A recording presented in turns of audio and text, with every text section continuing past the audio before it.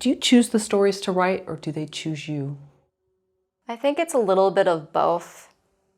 I will read a newspaper clipping, or I'll read, when I was in college, I read the footnote of a textbook that I found very interesting, and it was just a little clip note, and I researched it, and it turned into a whole historical novel idea that has been tucked away for now, but I want to get back into it.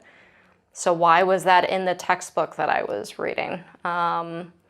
Why do I take an interest about something that happened in Germany at a hairdressing shop? Why?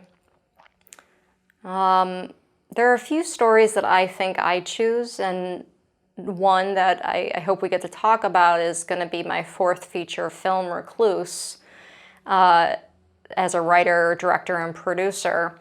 And that is a psychological thriller, and it's about a high school orchestra teacher who has arachnophobia, severe arachnophobia, from when she had an experience when she was a child.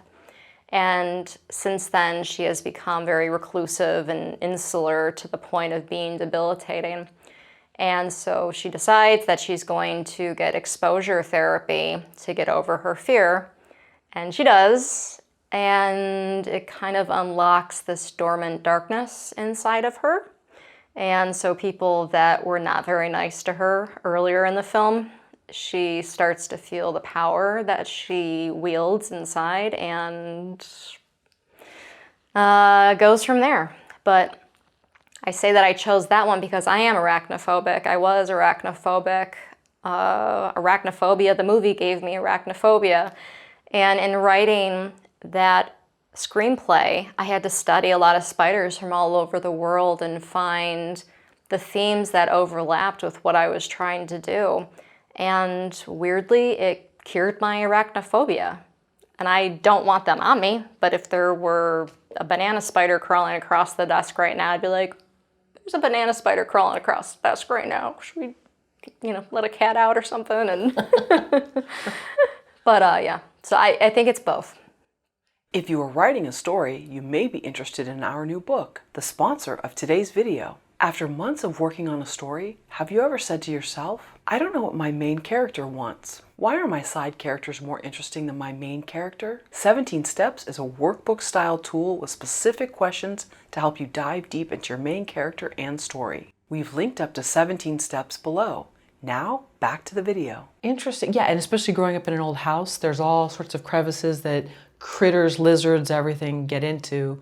And, oh, look, there's one, in the kitchen. Yeah. So, yeah, I can understand that. But, wow, that's fascinating. So, and that is something that you are just in the writing stages of, or you're now getting toward producing?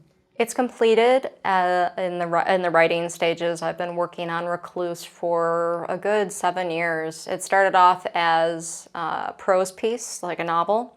And then once I became more involved in film, I thought that it would be much better in film format. And many drafts later, I think it's very strong. We're working with a wonderful film and media company called Buffalo 8. We're having conversations with them, possibly going out to different people that can make the project happen with Cardinal Flicks, my independent film production company. So I feel really strong about that one. I think that, knock on wood, I have a good feeling that I'm going to take everything I've learned with all the other projects that I've done along the way and put my experiences and my education into this.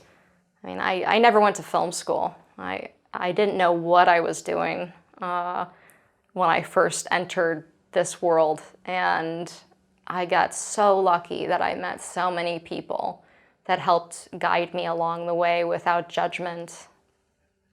Right, and we have more questions on that in terms of the actual filmmaking. Just lastly, with this part, do you think being a recluse and being a writer go hand in hand, and sometimes they're developed out of mutual things? So with being a recluse, you can blame, well, I don't have to go anywhere today because I need to write. and you can find excuses for not having to go somewhere or be around people.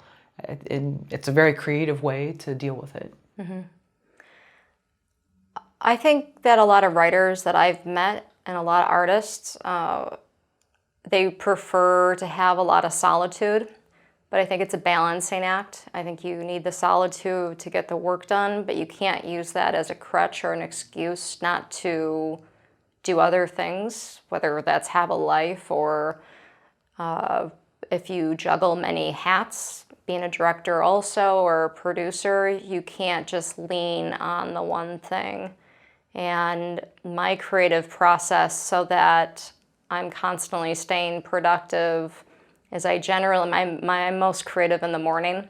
And so I wake up early, around 7, 8 o'clock. I write till about noon, 1, until I start to fizzle out creatively. And then I go for a long walk. And then I know that I have an afternoon full of emails and phone calls and just all of that. So I have to be social as well. And I have to juggle those two things. So it really depends on the person and what their pursuits are. Yeah, and being out in the world does feed all sorts of ideas that you would have never thought of just from being at the grocery store or just whatever, seeing somebody cross the street. So yeah. Yeah, absolutely. I love listening to people. I don't mean to be like a stalker and I never use anything, but hopefully we can talk about dialogue, because some of the best dialogue that I've ever come up with has been just being at a cafe or being down the grocery aisle, like you said, and listening to people, and it's just like, what are you doing?